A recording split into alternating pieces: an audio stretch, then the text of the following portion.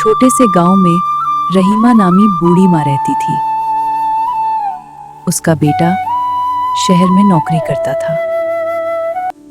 शुरू में हर हफ्ते फोन आता, खत आते और कभी कभार पैसे भी भेज देता। माँ हर रात दरवाजे पर एक छोटा सा मिट्टी का चिराग जलाती है और खामोशी से दुआ मांगती है, ऐ अल्लाह, मेरा बेटा ठीक हो, जल्दी वापस आ जाए। वक्त गुजरता गया, फोन कम होते गए, खत आना बंद हो गए और पैसे भी आना रुक गए। लोग अक्सर कहते, रहीमा, तेरा बेटा अब तुझे भूल गया है, शहर ने उसे अपना लिया है। लेकिन माँ और आहिस्ता से कहती, नहीं भाई, मेरा बेटा जरूर आएगा। एक सर्द रात थी, बारिश हो रही थी। माँ ने जैसा मामूल था चिराग जलाया, मगर इस रात तेल खत्म था। लो जलती रही, फिर बुझ गई। माँ ने चिराग को अपने हाथ में लिया, आंखें बंद की और आहिस्ता से बड़बड़ाई, बेटा आज आखिरी रात तो ना आया तो ये चिराग कभी नहीं जलेगा।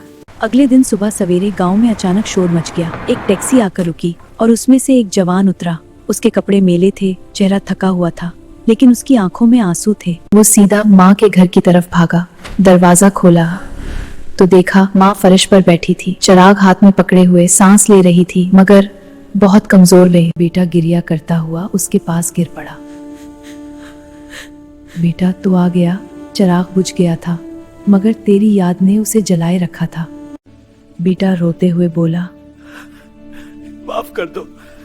शहर में नौकरी मिली, पैसे आए, दोस्त बने, पार्टियां हुई।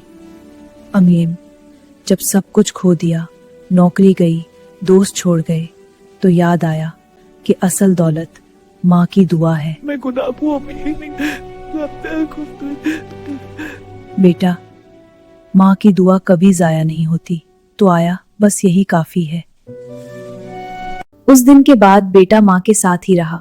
गांव वालों ने देखा कि जो चिराग रात बच गया था वो अब हर रात जलता है, क्योंकि अब बेटा खुद तेल डालता है, खुद जलाता है। माँ की मोहब्बत और उम्मीद कभी नहीं मरती। हम कितना भी दूर चले जाएं, जब सब कुछ खत्म हो जाए तो वापस वही माँ का दरवाजा खटखटाता है, जहाँ से हमने जिंदगी शुरू की थी।